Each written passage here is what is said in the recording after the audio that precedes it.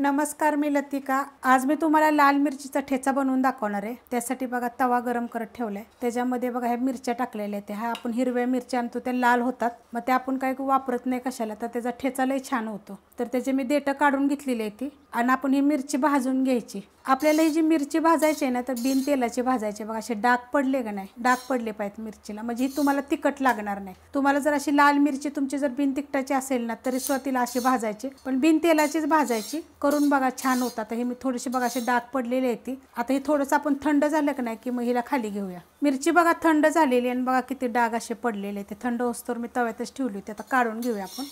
मिरची काढून घेतली प्लेटमध्ये। एक गड्डी लसूण आहे, जरा जास्त टाकला तरी चालेल, आणि अर्धा चमचा जिरं घेतलेलं आहे। आता हे आपण ना खलबत्त्यात टाकून घेऊया।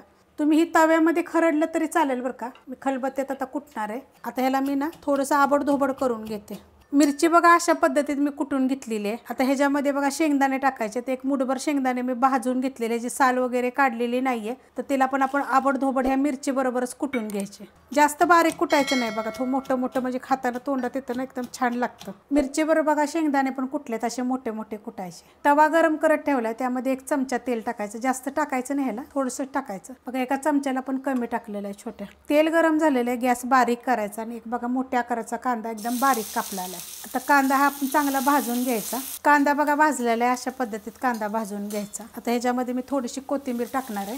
तुमच्याकडे असेल तर टाका, नाही टाकली तरी पण चालेल, पण मी होती म्हणून थोडीशी टाकते, म्हणजे थोडासा आपला तिखटपणा त्याचा थोडासा कमी होतो।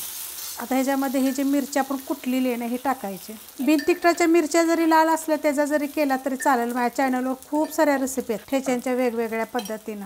आता हे मिक्स करून घेऊया, आणि ह्याच्यामध्ये थोडंसं चवीनुसार मीठ। आता ठेचा म्हटला का नाही की थोडंसं जास्त मीठ टाकायचं, आणि मिडियम गॅसवर नाही तर बारीक गॅसवर तुमच्या तव्याच्या हिशोबावर परतून घ्यायचं याला चांगलं। बारीक गॅसवर बघा हे परतून घेतलेलं, असं एकदम चांगलं परतून घ्यायचं, जेणेकरून हा 8 दिवस राहील बघा। जरी ह्यात आपण जरी कोथिंबीर टाकली, कांदा टाकलाय ना, तरी सुद्धा हा 8 दिवस राहतो। अशा पद्धतीनं बनवून घ्या, मस्त लागतो चवीला। ज्वारीची भाकरी, बाजरीची भाकरीवर खायला। रेसिपी आवडली की लाईक करा, सबस्क्राईब करा, कमेंट करा आणि शेअर बी करा।